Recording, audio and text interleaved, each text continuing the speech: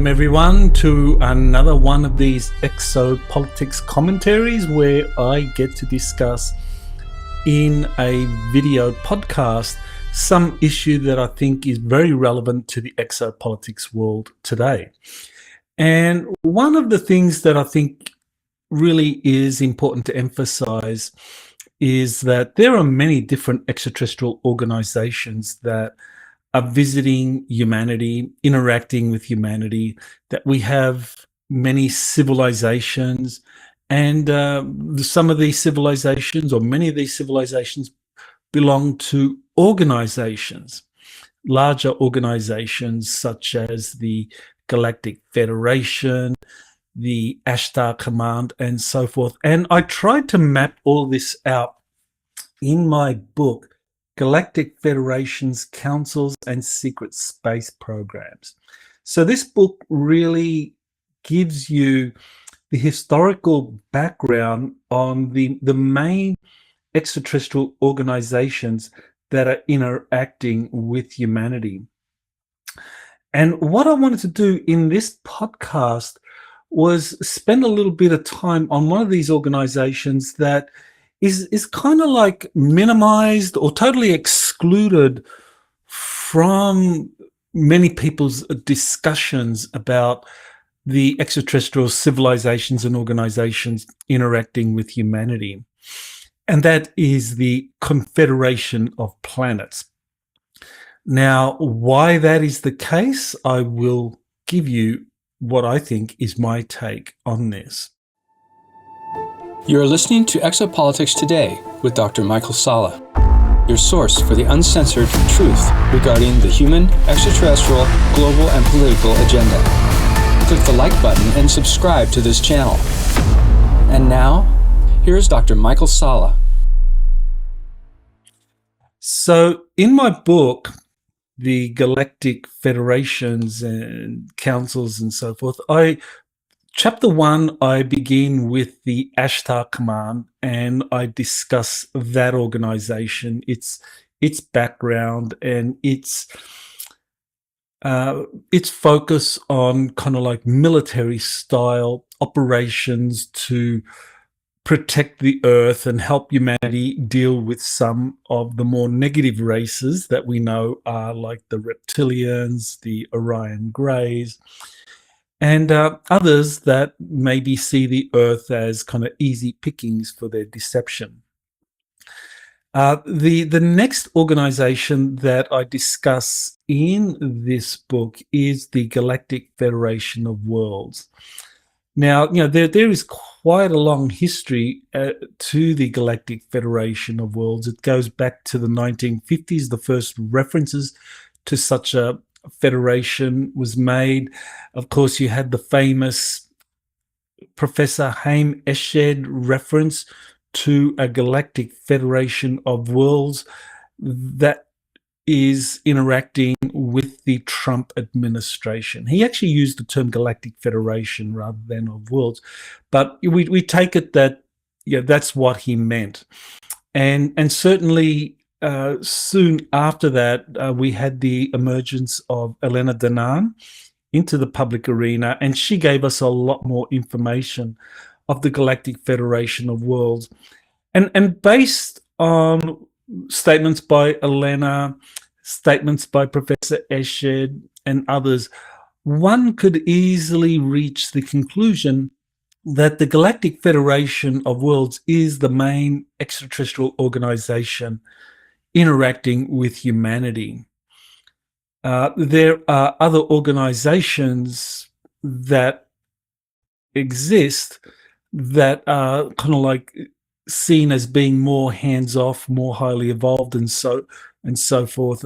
This is the, for example, the Intergalactic Confederation, which I discuss in my book in chapter 5. That is something that Elena Danaan describes in detail, that this is a confederation of 24 civilizations from other galaxies that are seeders, that they are like the ones that helped seed humanity.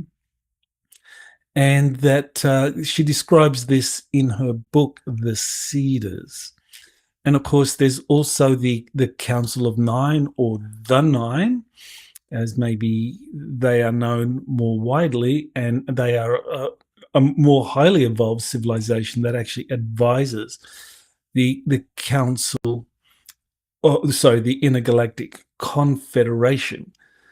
And also there is another organization called the Council of Five, which I kind of mentioned in my last chapter in the book, where I discuss some of the other organizations that exist. But that's a kind of more smaller organization, a spiritual organization. But the one that I think was really largely ignored, it certainly doesn't figure at all in the corpus of Elena Danan's work, that I think is a big omission, and that is the Confederation of Planets. So that's where I'm going to spend quite a bit of time today. I want to talk about the Confederation and what that represents, and kind of like give you an idea of its history and its importance, and how it differs from the Galactic Federation of Worlds. Now, there is a big difference between the Galactic Federation of Worlds and the Confederation of Planets. They both have been interacting with humanity for a long time. In fact, the Confederation of Planets began interacting with humanity much earlier in our history.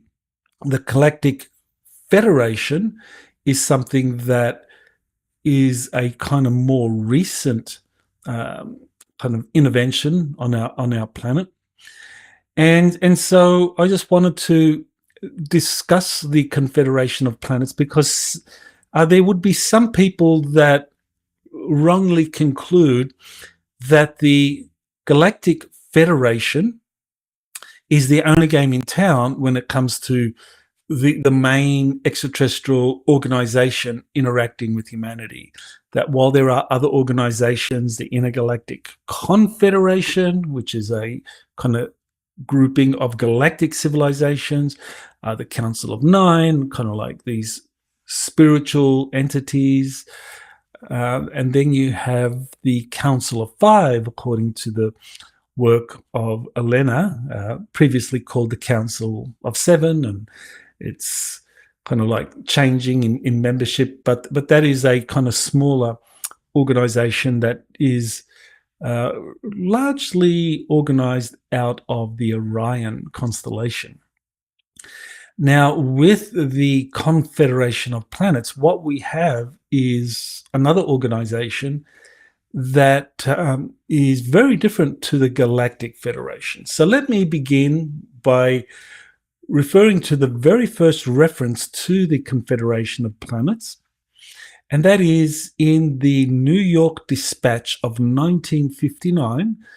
You had an article that referred to this, and in this article it said, quote, "The space people tell us that before we are ready to be received back into the Universal Confederation of Planets, certain social and economic reforms on our planet are necessary."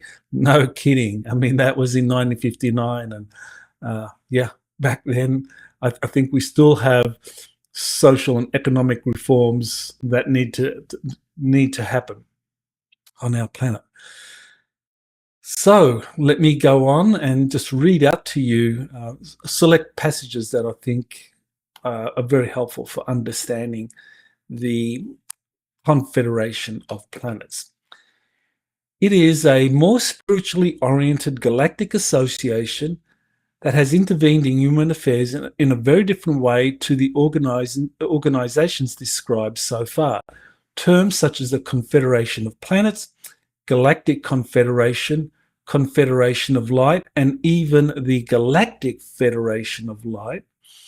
And that's controversial, because Elena Danan has explicitly said that there is no such organization as the Galactic Federation of Light, that is a creation of the grey disinformation program.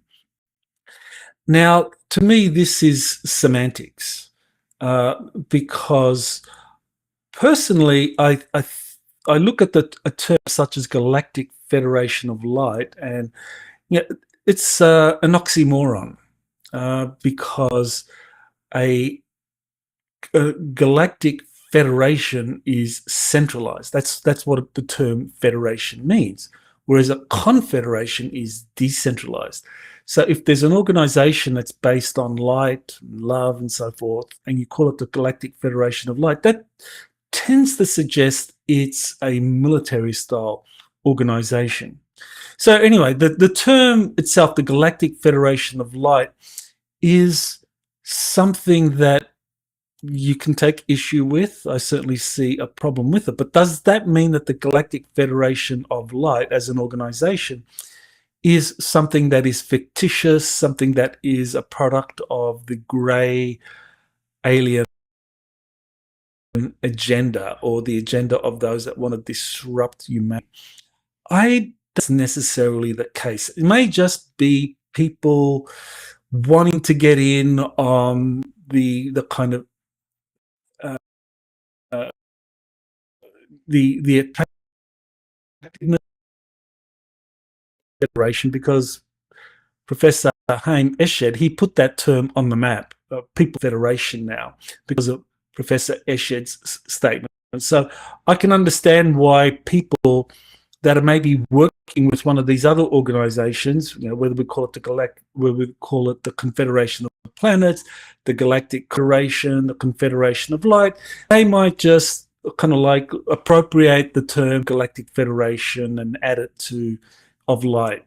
So I don't think that I do not agree with Elena that there is no such organization that corresponds to the Galactic Federation of Light. The term itself,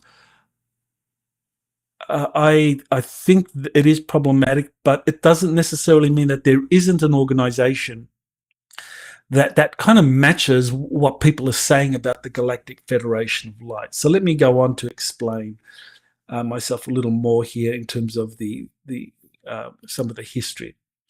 Okay, so Confederation of Light, etc. These terms have been used to describe this organization. In contrast to the Galactic Federation and the Ashtar Command, which are more military-oriented and interventionist in dealing with the problem of negative extraterrestrial influences, the Confederation of Planets takes a more long-term spiritual approach, emphasizing nonviolence, cosmic consciousness, education, and love. In short, the Confederation is a loosely bound, non-interventionist, almost pacifist galactic alliance, in contrast to the Federation, which has a more tightly integrated structure that includes a unified military that facilitates direct intervention in galactic conflicts. So I think this is very important, that we understand that there, in terms of what are the galactic organizations or the extraterrestrial organizations that are directly interacting with humanity, that on the one hand you have the Galactic Federation, and you can add to that the Ashtar Command, which are more military style organizations that have approached US military. Currently, the Galactic Federation of Worlds is working closely with the US Navy, and also the Air Force has started to get, or Space Force, to be more correct, is starting to work with the Galactic Federation. And the Ashtar Command, that military to military cooperation is something that has been occurring for quite some time. And the influence in the grey, Orion, reptilian, draconian influence on our planet, the Galactic Federation is working more and more closely with the US militaries to establish a kind of Star Trek future. Now, at the same time, the Galactic Confederation, it chooses not to work with the military. It works directly with people. And the reason why is because the the Confederation of Planets. The Confederation of Planets, aka the Galactic Confederation, the Confederation of Light, and I mean the exact terminology varies from depending on who you're talking with, but I'm going to use the Confederation of Planets as the main term to describe this kind of non-military, almost pacifist organization that chooses not to work with the military because they do not want their technologies to be weaponized. Whereas the Galactic Federation has a different approach. They want the global militaries to kind of develop more sophisticated weapon systems so that they could join the Galactic Federation in let's just say, a intergalactic conflict with the Draconians and the Orions and others that are manipulative out there. And so this is a big difference between these two different organizations. And this is something that has been noted before. This is something that is not new. Since at least the 1960s, there have been people talking about these two kind of like positive extraterrestrial civilizations or organizations. On the one hand, the Galactic Federation or the Confederation of Planet, as both of those being two organizations that are interacting with humanity, but they have different methods, they have different goals, but both of them agree that there are these negative extraterrestrials, the Draconians, the Orion Greys, that are abusing humanity, that are intervening and doing all these terrible things. The Galactic Federation and the Confederation of Planets have always disagreed on the method, and I will be talking about that at length. So the first public reference to a Confederation of Planets was made in 1959 when an extraterrestrial contactee by the name of Gabriel Green was cited by a number of US newspapers at a Los Angeles convention that Green had organized.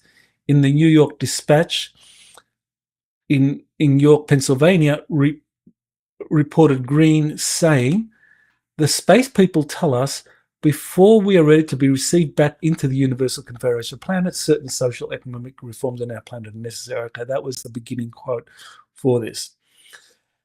Green went on to describe the problems confronting the Earth and the goals of his organization as follows: to help create greater understanding and cooperation between the people of Earth and the people of space, to help initiate through political and economic action the procedures for providing abundance for all, to help establish the universal brotherhood of all mankind and the kingdom of heaven on Earth.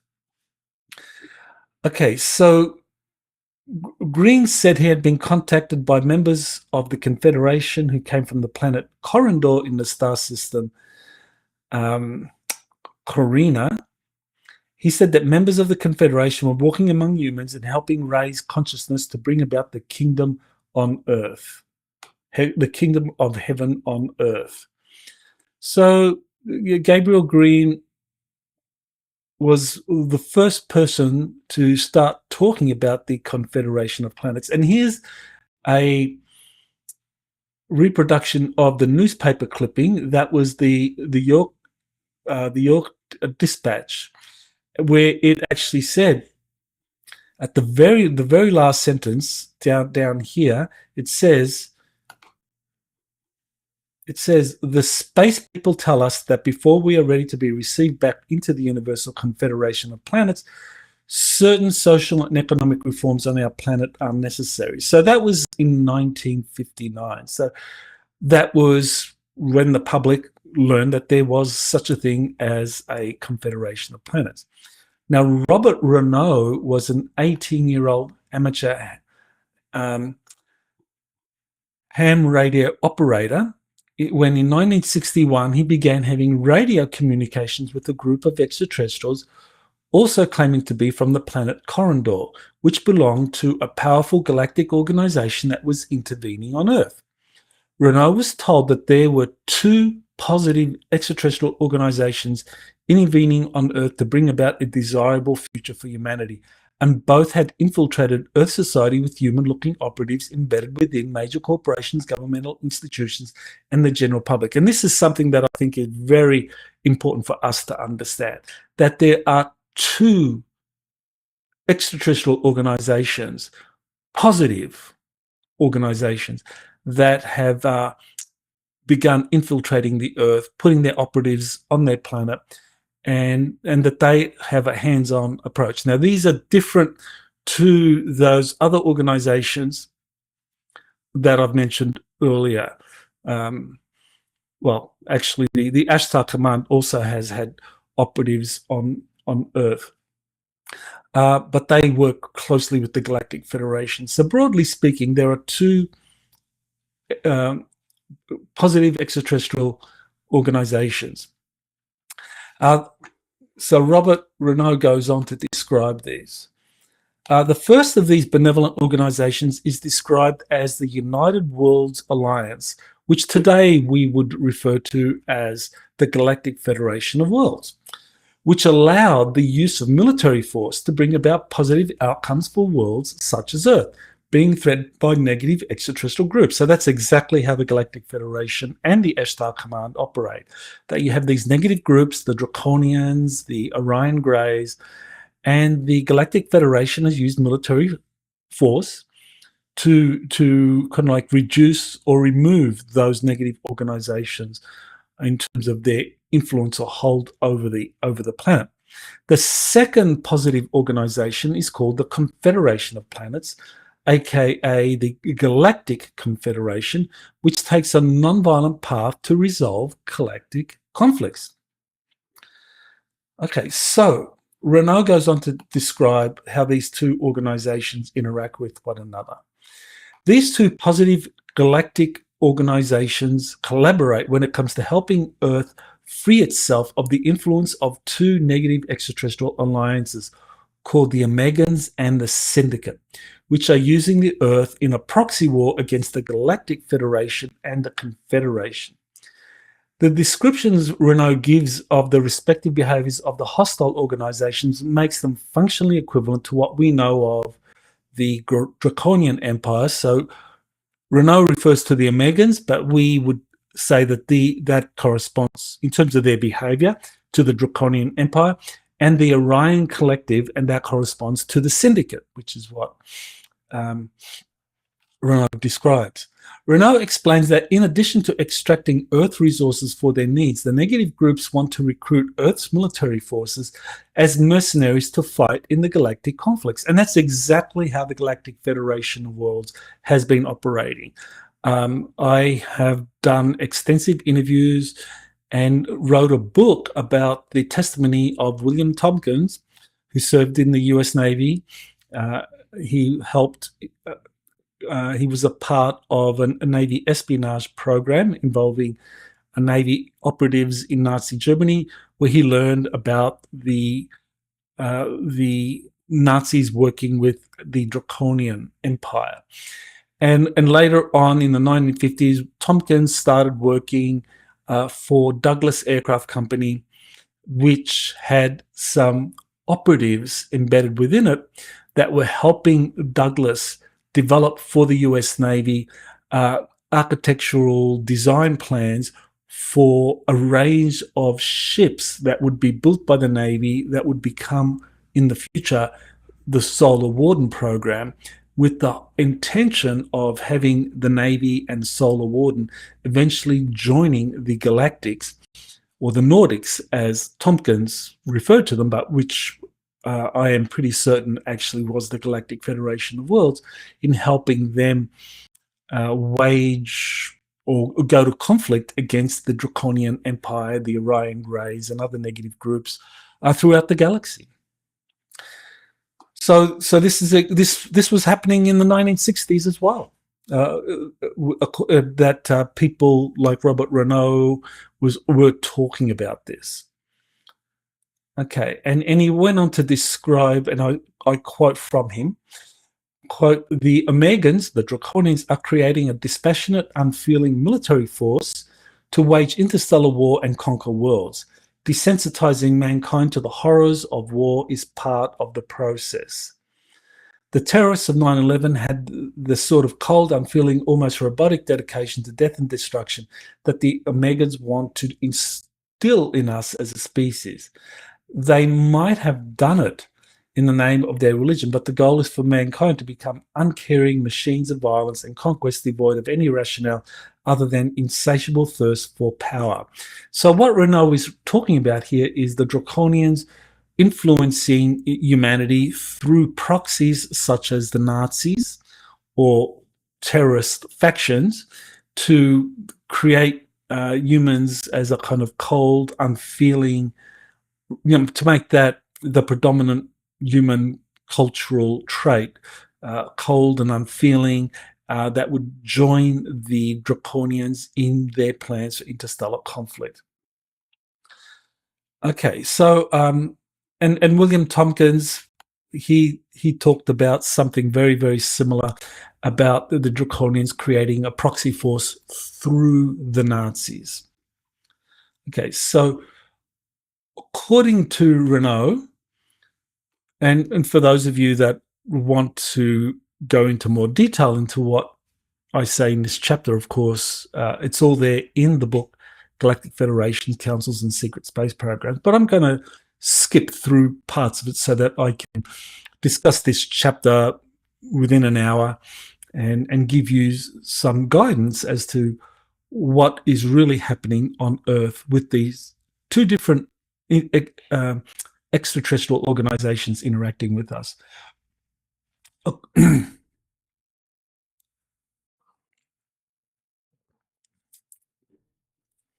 According to Renault, the Confederation's commitment to nonviolent solutions meant that even when it recognized the advantage of using military force in solving a galactic conflict, it would at best only intervene indirectly in supporting any Galactic Federation military operation. In response to a question from Gabriel Green, this is how the Corinthians explain the Confederation's nonviolent policy, which involves surrender rather than a direct military response, except in dire cases of planetary genocide. So there you get the idea that on the one hand, you've got the Galactic Federation of Worlds, which is more militaristic, ready to kind of jump in, use military force to rid the planet and rid the solar system and rid the galaxy of the bad guys. And then on the other hand, you have this kind of more pacifist organization say, well, we need to raise consciousness, help people to kind of break out of dualistic thinking into this kind of more love-light consciousness, in which case the bad guys will just disappear, because the only thing that allows the bad guys to kind of infiltrate a planet such as the Earth is that our dualistic and kind of 3D consciousness allows that, because that's how we treat one another. But if we raise our consciousness, start treating each other with love and light and respect and so forth, we will raise our consciousness and the bad guys will simply disappear.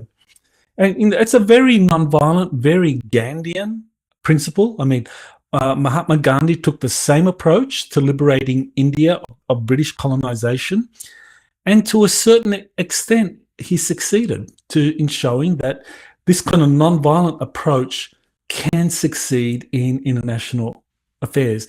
In fact, I actually wrote my PhD thesis on applying nonviolent solutions to international conflict, and Gandhi's example, how he solved the Indian independence struggle against the British, kind of like exemplified that.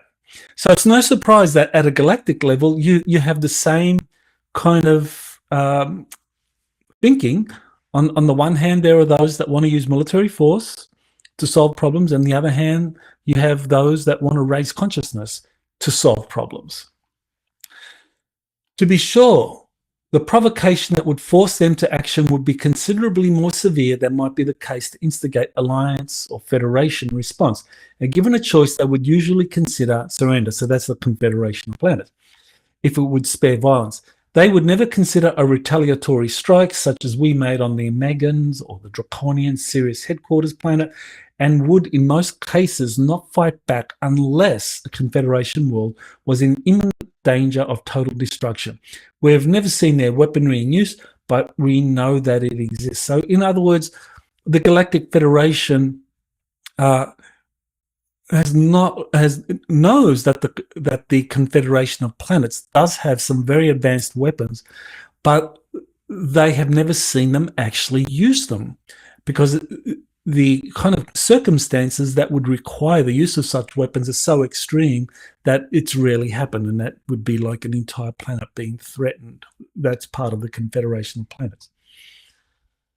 Okay, so this is where we get to tension between the Confederation of Planets and the Galactic Federation.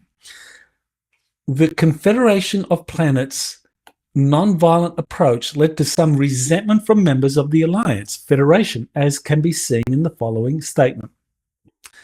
The Confederation remains firmly committed to exploring every possible avenue to a non-violent solution, and still firmly opposes any interference or military action in another world's affairs. However, out of necessity and dire reality, they're also becoming a bit more pragmatic and looking toward appropriate means of, to euphemize a bit, covering their tushes. If it means acceding in principle to an alliance program of direct and, if need be, violent action, then they will forego their high-minded principles and at least indirectly support such a policy. So right now on Earth, the Galactic Federation has been clearing the planet of negative extraterrestrial influence. So their fleets are gone, but still you have some draconian and greys holdovers that are in deep underground military bases. You have hybrids and so forth that also have integrated into the planet, and so the Federation is cleaning all that up with the help of the Earth Alliance, and the Confederation of Planets understands the necessity of that and kind of like indirectly supports it without getting directly involved. Okay. So now what is particularly striking about Renault's information is the reference to a highly advanced intergalactic civilization organization monitoring the battle between positive and negative extraterrestrial groups over the Earth's future. Quote, "It has been revealed to me that the entire confrontation involving the Alliance, the Confederation, the Americans, and the Syndicate, aka the Confederation of Planets, the Galactic Federation, the Draconians, and the Orion Alliance, is being watched impassively by a highly advanced intergalactic race some 80 million years older than any other civilization that the Alliance has ever encountered. Dubbed the Moderators, they have offered no formal diplomatic contact or full identification. They've been in control of the local cluster of galaxies for at least 75 million years. Until the onset of this business, they've been content to stand aside and simply observe the activities of the various races and organizations in the galaxies. They have occasionally left tantalizing traces of their presence, but only recently did they reveal themselves simultaneously to all the parties and establish the ground rules outlined in my last letter. They are serving as judges of the ongoing conflict and will award governing of this galaxy to whichever side proves victorious." So this is, I believe, an early reference, one of the earliest references we'll find in the UFO exopolitics literature to the Intergalactic Confederation that Elena Danaan talked about, that others previously described as the 24 civilizations. And in this case, you have Robert Renault and the Corellians describing them as kind of like judges coming in to look at how the positive extraterrestrial organizations and the negative extraterrestrial organizations are conducting themselves and seeing whether they're following the kind of galactic rules for how this kind of conflict plays out when it comes to developing planets such as Earth. So I discussed the Intergalactic Confederation in Chapter 7 of the book Galactic Federations. Oh, sorry, I actually described in Chapter 5. In Chapter 5, I describe an Intergalactic Confederation comprising 24 highly evolved extraterrestrial civilizations involved in intergalactic seeding of human life and monitoring their progress, which closely matches what Renaud described. So the dynamics are very, very similar then from the 1960s, how the leading contactees of the day described the different galactic organizations and how they were struggling with one another, how the two main positive extraterrestrial civilizations had differing methods, but they would be in alignment in countering the influence and the behaviors of the negative extraterrestrial civilizations. And that overarching all of this, you had like a group of intergalactics responsible for overseeing these kind of seeding experiments. They would be watching and setting the ground rules for all of the kind of less evolved extraterrestrials that are fighting it out.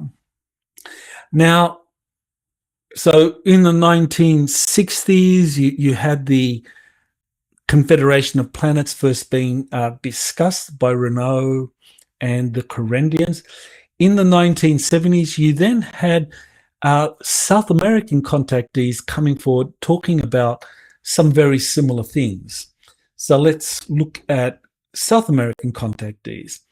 And again, these are people that are actually having physical contact. Robert Renaud was also a physical contactee. He wasn't a channeler. He began having contacts with the Correndians through the radio. He was a ham radio operator, but after having had a few of these communications with the Correndians, then Robert Renaud began having face-to-face interactions with them and then was taken to their bases on their ships and so forth. So he was a physical contactee. And so now we're going to talk about South American contactees who also discussed a Confederation of Planets.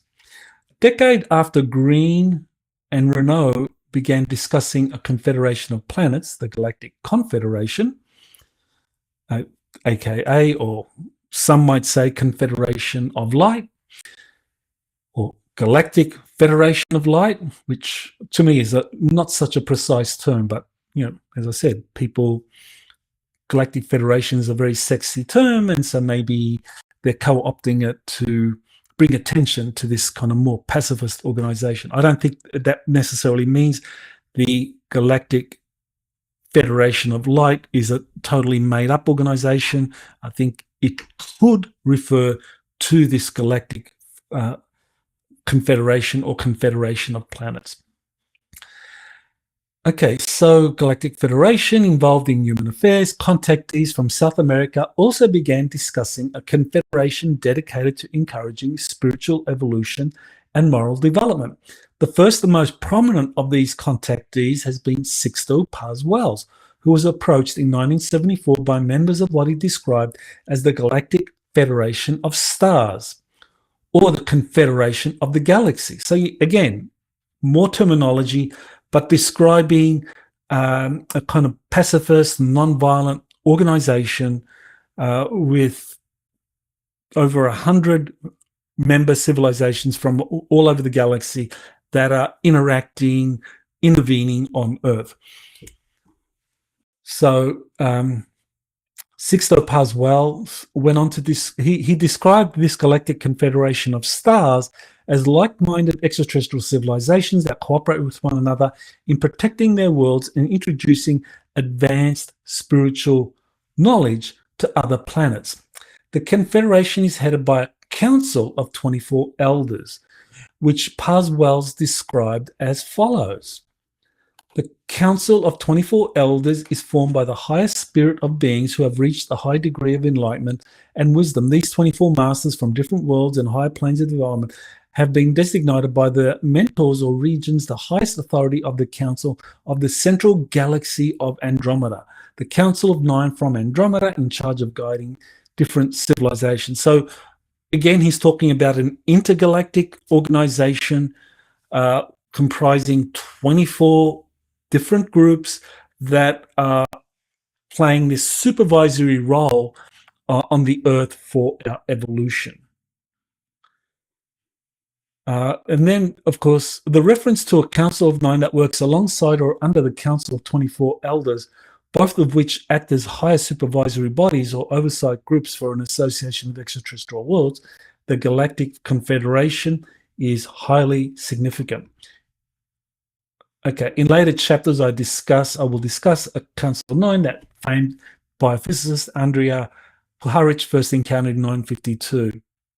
How it relates to the organization mentioned by Paz Wells, and a possible connection to a leadership council from the Andromeda constellation.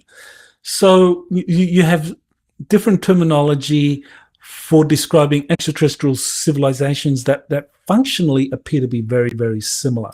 So what he's talking about in terms of this Council of 24 Elders seems to be very similar to the Intergalactic Confederation, also talking about a Council of Nine, also very similar to the nine described in the work of Andrea Puharich, later on Phyllis Schleman, and later on after them you have Elena Danaan describing the nine and her communications and contacts with them.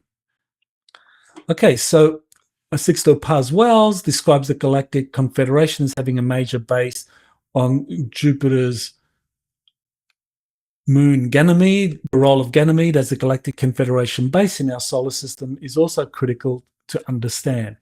So later on I discuss three contactees who claim to have traveled to Ganymede where they encountered extraterrestrial civilizations. One of those, of course, is JP, and another is Elena Danaan, and there was a third who I discuss in chapter 12.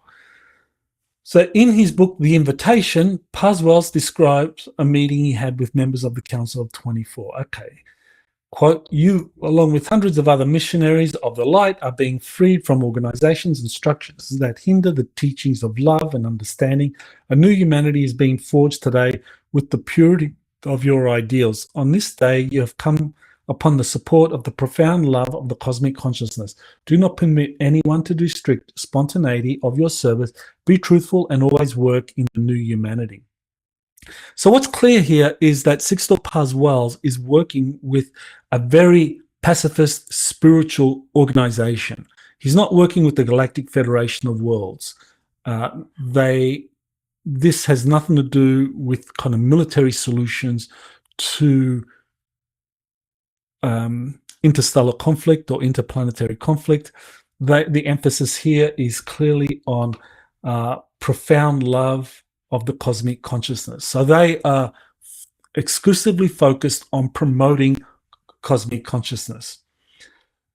So this encounter gives us a clear idea of how the Galactic Confederation emphasizes nurturing cosmic consciousness in the citizens of civilizations in the early stages of technological development.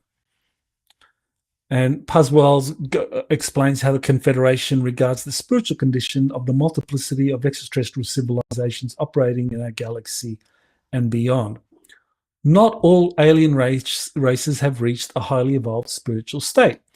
There are those whose desire for conquest is stronger than their interest in evolving as beings. The spaceships of the Confederation have always been able to protect the evolved and evolving worlds with the help of spiritual forces whose power of love surpasses all else. So clearly what you have here is that extraterrestrial civilizations differ widely in terms of how they go about resolving conflict. Some use military means, and of course we know the bad guys use it to conquer worlds, and the good guys, the Galactic Federation of Worlds, will use military force to protect evolving worlds.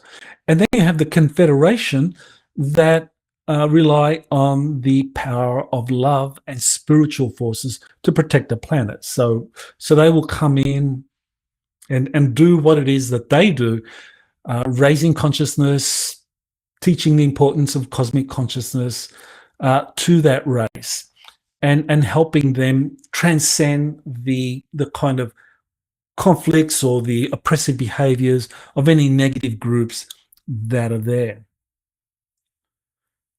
Okay, so the power of transformative love ethic appears to be the core driving principle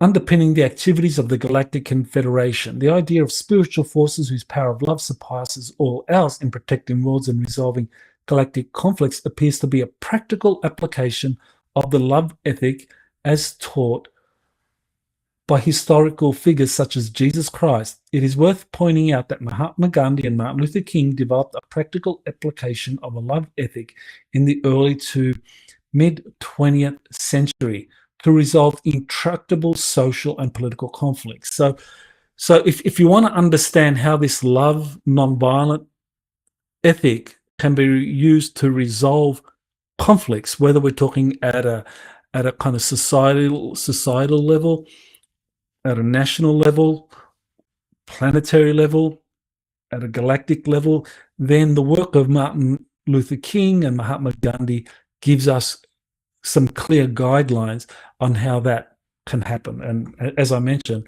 that was my PhD thesis that was completed in 1993. Gandhi and King believed nonviolence, personal suffering, and forgiveness were the keys to transforming intractable conflicts and bringing about long-lasting solutions. The Galactic Federation extends the same practical application of the love ethic into the galactic arena. While the Galactic Federation of Worlds and Galactic Confederation appear to be separate organizations with different behaviors and beliefs, they recognize the same galactic oversight bodies, the Council of Nine, the Council of 24 Elders, which I discuss in the next chapter. So I think that makes pretty clear that there is this very big difference between the way in which the Galactic Federation of Worlds and the Confederation of Planets go about resolving conflicts, and how they differ in terms of application of this love ethic. Okay, so another prominent South American contactee is a professional architect, Luis Fernando Mostojo Mertens, who has also written and spoken about the role of the Confederation of Planets in humanity's evolution. Now, I've actually met Luis Fernando a few times. We did organized a couple of workshops with him in Peru and in Bolivia, up by Lake Titicaca there, and it was a fantastic experience. And he's also spoken at one of the conferences we organized, my wife and I, Angelica Whitecliffe, that we organized in Hawaii. I think that was around 2008 when he came and spoke at our conference. So he describes the Confederation of Planets kind of behavior in human evolution as follows. Quote, "It is a mission of contact because the evolved worlds that are in this galaxy who form the Confederation of Planets have seen at this time not only the changes of this Earth, but also of the whole galaxy. They claim that this planet as we know it is not finished evolving. It is still transforming itself. Within this transformation, it is up to us to take a role in this planet regarding these changes that are happening. They claim, firstly, that the whole universe is pure energy, and secondly, that this energy is dynamically acting upon all stars in the galaxy, which are continually transforming or transferring information. The universe as we see it at night is constituting itself into the universal consciousness." So again, the emphasis is on transforming planets, transforming populations, and spreading this kind of universal or cosmic consciousness or unity consciousness. Okay, so here's another element in the writings of these Confederation of Planet contactees. Another vital element in Luis Fernando and other South American contactee writings is the emphasis on masters of wisdom, ascended masters, or elders who can help develop cosmic consciousness. These masters are well described in the literature released by the Theosophical Society in the early 1900s. A good example is the book series authored by Baird Spalding, Life and Teachings of the Masters of the Far East, which elaborates upon the activities and philosophies of these masters who emphasize cosmic consciousness and universal love. So this is what the Confederation of Planet teaches and emphasizes and work with. They work with these masters. Now, in this, I mentioned the 2008 conference in Hawaii that Luis Fernando attended. And in the conference, he describes a meeting with one of these elders or one of these masters of wisdom based under Lake Titicaca. Luis Fernando said, quote, "I was able to know and integrate myself with these elders who are very, very old. They are the guardians of human history. Today, they have opened the doors so that this wisdom and knowledge can reach humanity. That's what I experienced during my travels to the internal retreat of Lake Titicaca. These are the islands of the small lake. This is one of the passages to the internal retreat. This is the actual Paititi, the lost city, the eternal city, which is beneath the lake." So what Luis Fernando describes is in his contacts with the Confederation of Planets, eventually they brought him or introduced him to the Masters of Wisdom, and one of these was under Lake Titicaca. We get a kind of better idea of how the Galactic Confederation or the Confederation of Planets works with these ascended masters in the writings of another South American contactee. This is Enrique Castillo Rincon, gives a vivid account of one of these meetings with a master of wisdom facilitated by a Pleiadian extraterrestrial. At the time of his physical contacts that began in 1973, so around the same time as Sixto Paz Wells was having his contacts, Rincon began having contacts in Colombia. Rincon worked as a professional civil engineer and traveled widely in South America to work on large-scale construction projects. His professional background meant that he had a lot to lose if he went public, and his testimony was ridiculed or debunked by critics. Nevertheless, Rincon believed that the experiences were so important that he decided to risk his career by revealing to the world what had happened. In 1995, the Spanish edition of Rincon's book, UFOs, A Great Dawn for Humanity, was published after a nearly 2-decade delay.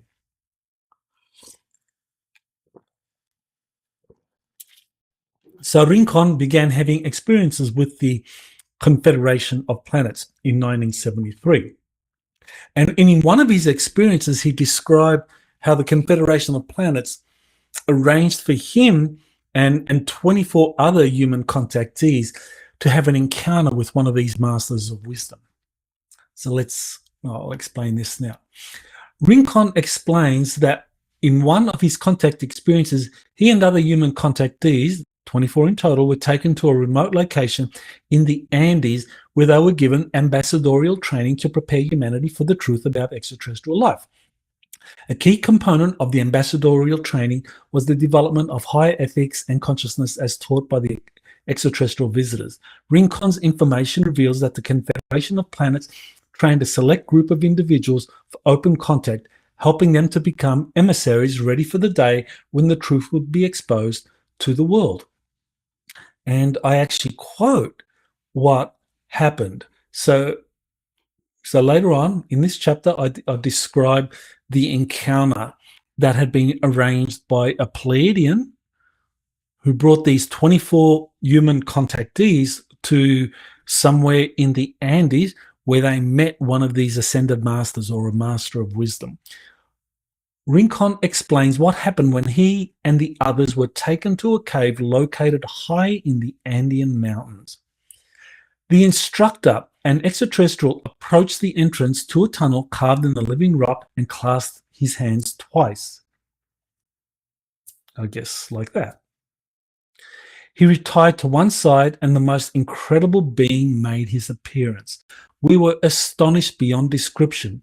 That being looked exactly like Jesus, the Master. I thought immediately that the Pleiadians had brought us here with the purpose of meeting Jesus Christ, who was here again fulfilling the prophecies.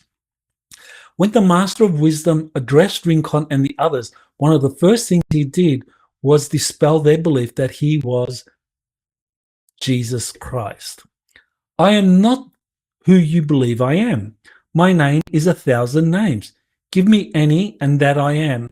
I am ancient before you, not in age, but in knowledge. My name is age, for I am the ages and the time. I am wisdom, and my name is wisdom. I hold 35% of universal wisdom. So that's interesting. So this is an ascended being, or an ascended master, a master of wisdom that the Pleiadians acknowledge, and this group of Pleiadians are part of the Confederation of Planets. That's important to acknowledge, because the Pleiadians, there are many Pleiadian civilizations. Some belong to the Confederation of Planets, some belong to the Galactic Federation of Worlds. Very important to understand this. And he is emphasizing universal wisdom, that this Master of Wisdom has 35% of universal wisdom. Now, I did a kind of like interview, a Q&A with Thorhan Aredian through Elena Danan. And in that, he described how the Galactic Federation does acknowledge these masters of wisdom. They honor them, and often they have them on the ships. So this it's not just the Confederation of Planets that works with these masters of wisdom. They are also recognized by the by the Galactic Federation of Worlds. But the difference, of course, is that the Galactic Federation of Worlds will use military methods to resolve conflicts, whereas the Confederation of Planets uses non-violent methods. But both of them have masters of wisdom working with them. Kind of like the way in which you would have Jedi Knights kind of advising a government on how to solve a problem. It could be a non-violent solution, or it could be using military force. Okay, so this individual that Rincon met up there at the top of the Andes is one of these masters of wisdom that the Confederation of Planets work with and introduce their contactees to. So the Law of One and the Confederation of Planets. While the Law of One talks about the Confederation of Planets, I think most people know of the Confederation of Planets through the Law of One material that came out in 1981 to 1984. But as I said, before that, you had Robert Renault in the 60s, the Corendians, Gabriel Green. And then in the 70s, you had Sixto Pascual, Enrique Castillo Rincon, and other South American contactees talking about the Confederation of Planets. In 1981 to 84, you have the Law of One material, and that is channeled material. And this is where, okay, let me read this. Among the most authoritative sources helping us understand a galactic confederation, aka the Confederation of Planets, is the Law of One material presented in a series of 5 books. They are transcripts of channeling sessions that took place from 1981 to 1984 and involved physics professor Don Elkins, trans-channeler Carla Ruckert, and Jim McCarthy, who set up the sessions. Elkins would ask a series of probing questions and receive answers channeled through Ruckert from an extraterrestrial collective calling itself the Ra Social Memory Complex. Ra was a very highly evolved 6th density collective consciousness. So it's important to emphasize here is that this is channeled information. Now, channeling is something that ranges in quality from excellent channelers such as, I think, Carla Ruckert, Jane Roberts, who channeled the Seth material, and also Phyllis Schlemmer, who channeled the Council of Nine, or the Nine. So you can have very high quality channeling where people do go to some extent to hone their channeling abilities. And then you can have channeling that is very, let's just say, compromised, because the channelers are not very experienced, and they get compromised because they think that, well, it's like having a telephone line, and you just pick up the phone and someone's on the line and you just accept everything that comes through that line as true. And that's actually very naive. You really need to vet. And so these quality channelers that I mentioned all vet. And today there are quality channelers that also vet. And I did interview someone, Brad Johnson, and that interview will come out soon. And I think he is also a quality channeler. Doesn't mean I agree with everything he says, but I think that he does make that effort to screen out kind of like deceptive sources of information. So I think this is just to emphasize that, when we want to know about the Confederation of Planets, this kind of more spiritual organization that works with ascended masters, masters of wisdom, and so forth, that channelers can be a helpful source of information on that. So the Ra described a positive group of extraterrestrials as the Confederation of Planets, which included members from over 50 highly evolved civilizations. Okay, so this is what Ra said. Quote, "I am one of the members of the Confederation of Planets in the service of the infinite creator. There are approximately 53 civilizations comprising approximately 500 planetary consciousness complexes in this confederation." That means those 53 civilizations, they have on average 10 colonies each throughout the galaxy. So that's how you get 500 planetary consciousness complexes in this confederation. So this confederation has over 500 worlds that are part of it. And that was, of course, in the 1980s. By now, it's more now. The Galactic Federation of Worlds also has a large number of civilizations that are part of it, but they're different. Or you might have different worlds belonging to one organization, but not the other. This confederation contains those from your own planet who have attained dimensions beyond your third. It contains planetary entities within your solar system, and it contains planetary entities from other galaxies. It is a true confederation in that its members are not alike, but allied in service according to the law of one. So this is very interesting. So it talks about, it contains those from within our own planet who have attained dimensions beyond your third. So here we're probably talking about the inner Earth civilizations.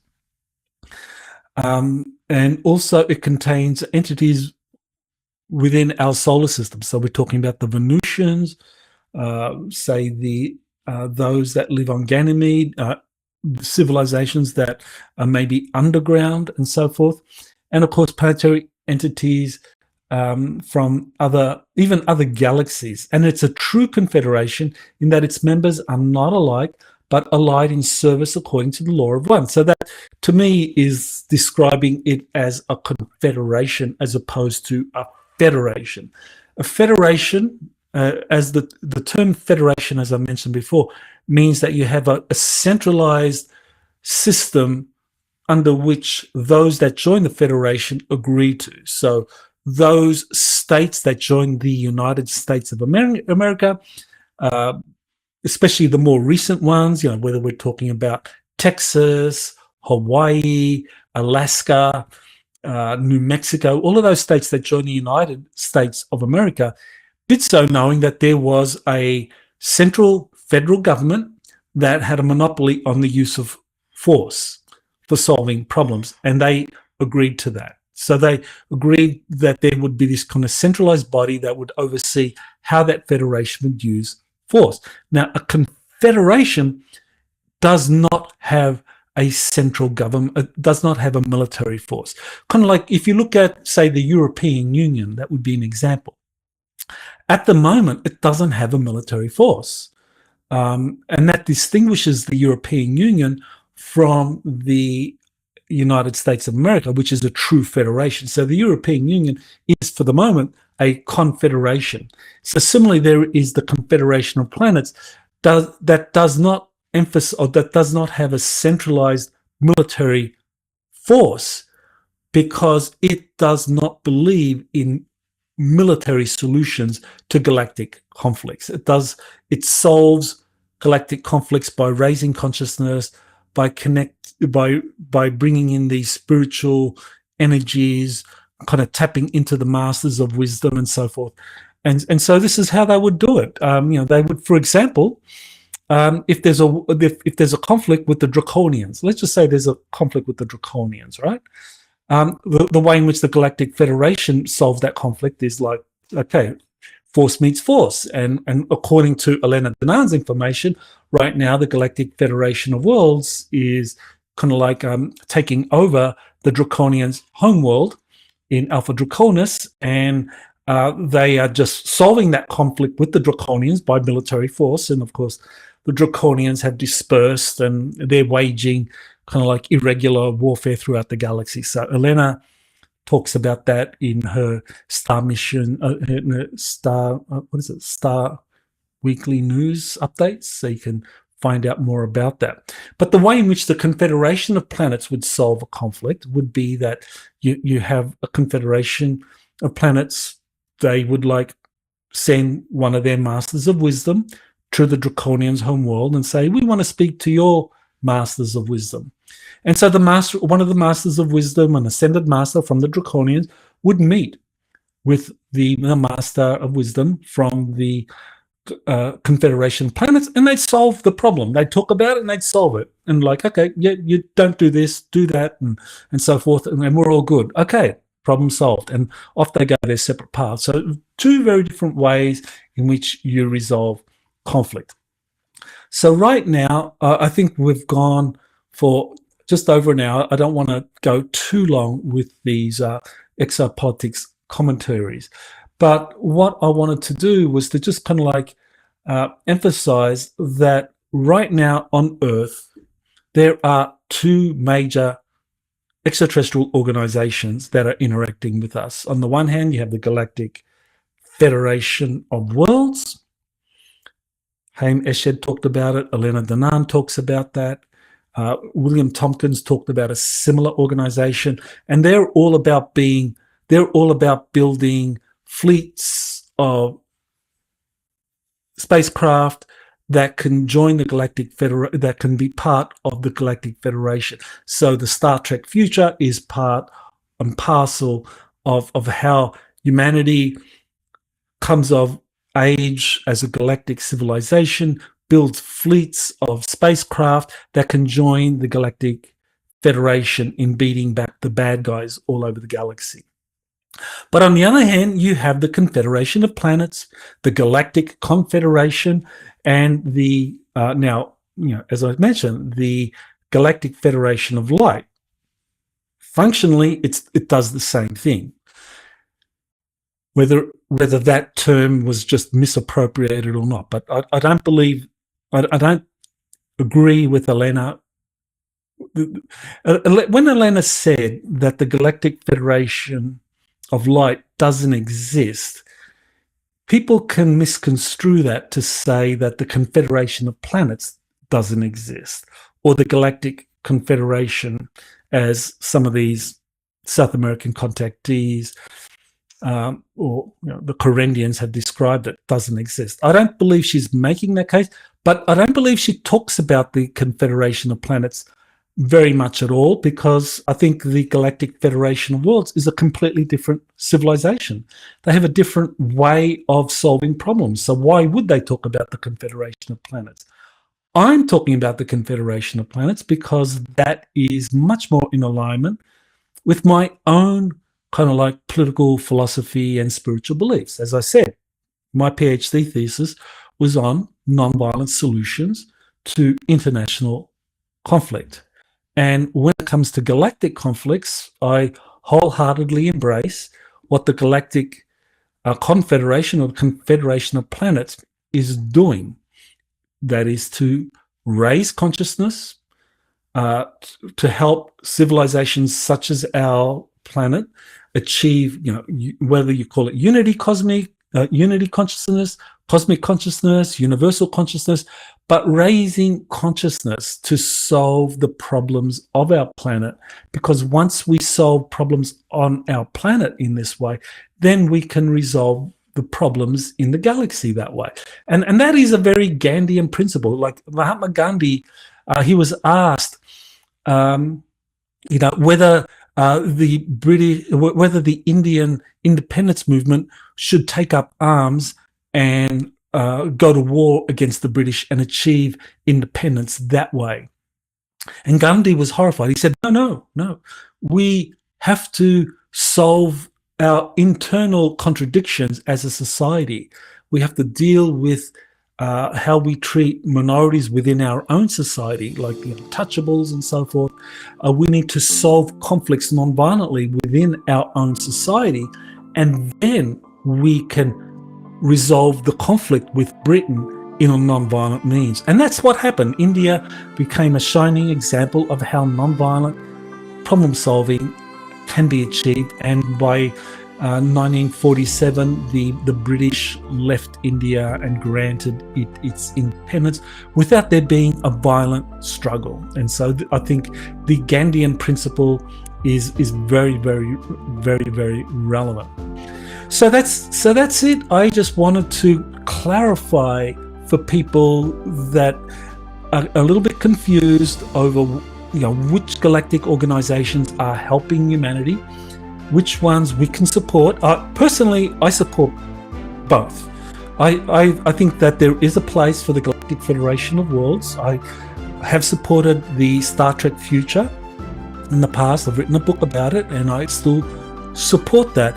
But I even more strongly support the ideas espoused by the Confederation of Planets, that non-violent solutions are preferable. We need to raise our consciousness, and that by raising our consciousness, we can solve problems that way through dialogue and negotiation.